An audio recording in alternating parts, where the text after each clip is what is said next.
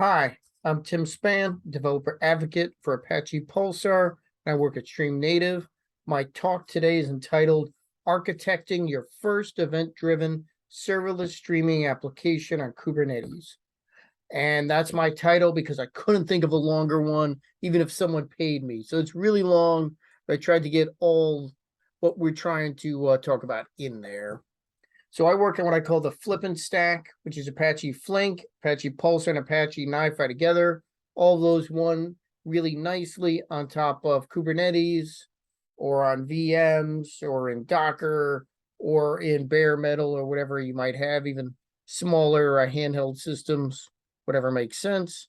I've been doing streaming systems and different data architecture at a number of companies. So that's ranged from things like big data, cloud, IoT, streaming, those sort of things. Worked at Cloudera, Hortonworks, Pivotal, HP, PwC, and now Stream Native.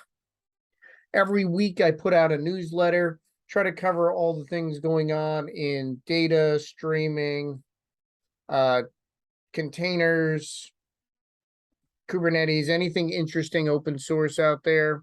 So subscribe to my Flipstack weekly, no ads in there. What is Pulsar? Apache Pulsar is an open source cloud native messaging and event streaming platform. So it's two different things in one. I know some people think messaging, event streaming, maybe the same thing. Not exactly. There's a little bit of variation in there. Now, from the beginning, when Apache Pulsar was first developed at Yahoo, it was built to be in containers, was designed for the modern cloud, designed when it was created, the thought of this is going to be in a hybrid environment, maybe multiple clouds. It's going to run in containers. It's going to have to support microservices. And it's something we're seeing a lot of people using because it's very hard to run these days without Kubernetes, and trying to get away with just one cloud is also a difficult thing to do. So when we said messaging and streaming, yeah, they're a little different. So with messaging, we think of message queuing, and there's a lot of different message queue systems out there, tend to be used for work queues, usually don't care about order. It's a good way to distribute your code in different environments, especially something like Kubernetes, in different languages, different servers, environments, things that separate your apps from each other. This is a great way to distribute that, get code, get data from one place to another, have it executed RPC style, and all of it asynchronous and all of it durable. You're not going to lose your data unless you've designed it to be lost. That's your decision there. Now, streaming, pretty similar. This is where people get confused here. The difference is order is really important in streaming. And also we tend not to want to lose the data. I mean, in messaging, sometimes you're like, I'm firing the identical same message 1,000 times in a row. It's a status that rarely changes. Lose some data, resend it, whatever. In streaming, each event, each message, each record is really important. I don't want to lose it. Make sure the stream is stored, it's durable. I get things in order. I get things, I don't lose data. I can roll back, get the data again.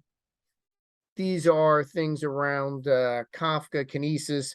Common use case here is something like CDC, where I have a change happen on a production table, and I want that message, that record, that event that, hey, this record changed. Here's the old data, new data, what changed. Send that somewhere so you can update some other systems, or to trigger some bit of code to happen when that happens. Oh, someone, got a new deposit. Let's send them an email.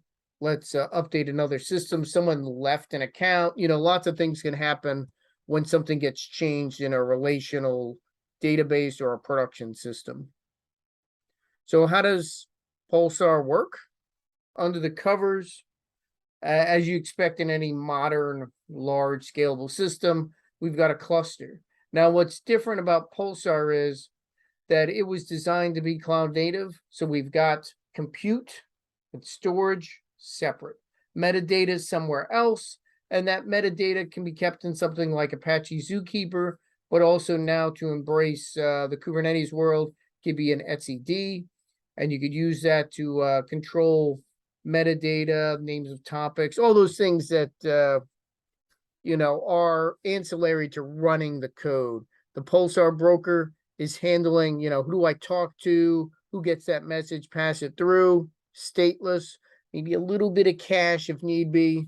Underneath, Apache Bookkeeper handles storage. It's a real ledger system. This is not just a couple of flat files lining somewhere. Get 3 or more nodes, stripe your data, so we're not going to lose it if something weird happens. We make sure we keep consensus. We make sure we don't lose data. Now that's a lot that you could do with Pulsar. I don't want to do a full talk here, talk of all the hundreds of benefits there, scalability into the petabytes, thousands of nodes, support for multi-tenancy, which is awesome for Kubernetes. So we'll set up a tenant, namespace, and topics underneath there, all of them secure. So if I need to have just one big cluster and 1,000 apps on it, no problem. Support for millions of topics, great. So there's a lot of cool features. Built-in support for tiered storage. You decide you only want to keep a little bit of storage in the current cluster, maybe just last half hour, last hour of data. That's what's critical. And then I can have Pulsar automatically tier that out into S3, Google Cloud Storage, HDFS, ADLS2, whatever you might have out there. Great. But we want to build some serverless apps. That is kind of in the title. If you need to know more on Pulsar, we'll send you some links. So Pulsar Functions is how we do our serverless, open source serverless, not tied to any particular cloud or vendor. You can run this anywhere you have Pulsar, which is awesome. So a function is a pretty simple design. You specify a number of topics, and this is dynamic. If you need to change this, you could use the REST endpoint or the command line interface to just adjust how many topics go in there. So say I create a new topic, I could add it to this function to handle it. Like I've got one for sentiment. I got one that maybe looks up, addresses, all that kind of small functionality, microservices, do something on data. So we connect these topics to this function. So anytime a new event or message or record, whatever you want to call it, comes into a topic, triggers the function, we run that function's logic. And from there, if we decided to automatically map that to an output topic, when I'm done with it, I do my return, that result goes there. If there's an error or something I want to log, we'll send that to a log topic that you specify.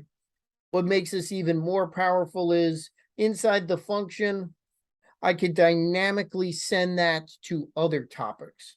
So say I'm watching the data. If it's normal data, just send it to the output topic that you wanted. But if it has certain value, the results of sentiment or this, results of some machine learning or something else, I can create a new topic on the fly and send the data there.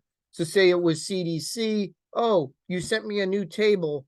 I better create a new topic, send that to there, so someone on the other side can move that into, say, a NoSQL database, what have you. Lots of options there. Currently, we're supporting Java, Python, and Go. Extensible API here in the open source. So if there's another language you want supported, like, say, Rust or Kotlin or Scala or something else, you could add that yourself and put a request out there, and we'll see what happens. Java and Python are awesome ways to do this. Support for all those libraries that you might want to use. Great way to get things done and do this in a very robust, scalable way, and very easy to write. If you look at a function, this is an example one in Java. I just extend the function, say what the input and output are, do some logic in there, and then just return the results. Pretty straightforward. If I want to do, say, NLP in Python, import, say, Vader, import something to process JSON. I make a class, put an init if I have anything to do in there. Process is called for each event. That is that input value there. Context gives me access to things like the log, the ability to create a new topic, all those sort of things, forwarding and routing the message somewhere. Here, pretty easy code inside of Python. I'm just setting up a little row, converting it into JSON, and returning it to the output topic. Got that full source code available if you're interested. Now, to make this even more powerful, just having those functions and have them running in Kubernetes, great. Stateless, boom, deployed, event-driven, awesome. Now, to make it even more powerful, there is an open source project called Function Mesh. This allows me to build application pipelines that are a combination of sources which someone wrote already that can pull data from different places like MongoDB, MySQL, Kafka, Scylla, whatever you might have there. Combine your functions and maybe other ones. There's a bunch in the open source I've written and others have, and some syncs, create a pipeline together and build this whole thing out. Deploy this in your own Kubernetes environment. Pretty easy for both Pulsar and the Pulsar function mesh. We give you all those YAML configuration files you need. You use standard tools like kubectl, uses the standard Kubernetes APIs. We've got the operators out there for you to handle it. And it's very easy. All the Helm charts are out there. We've got all the documentation. Push a couple buttons and everything's deployed. Scale up, scale down, add more functions. Very easy. Wrap it all up in a GitHub and deploy.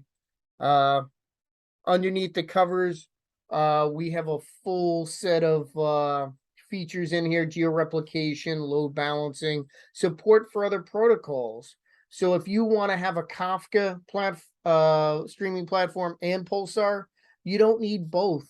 Turn on Kafka support within the Pulsar cluster, and now you've got one Kubernetes cluster that lets you do Pulsar and Kafka same time, mix and match, send them back and forth between each other, built-in tiered storage, all open source. If you want to use Stream Native, has some extra operators to do a couple other features if you need to. Grafana, Prometheus, all of that is out there for you. Pretty straightforward. If you're interested, we got some cool videos showing you how to deploy your microservices, going in depth on different things you could do with functions. Pretty easy out there. Here's the link to the charts. Here's some examples. If you don't want to have to set up your own Kubernetes, which maybe you don't, just use Stream Natives, very easy. If you want to learn more on Pulsar, we've got an academy that you can get trained at for free. All on-demand training, very easy. This has been a quick talk. Hopefully you've learned a little. Join me at the rest of KubeCon in Detroit. I'll be in the Stream Native booth. We can go through some deployments, some examples, run through some code, and we'll have some other experts there to talk to. And enjoy yourself, and hope you like the rest of the conference. Thank you. It's been awesome.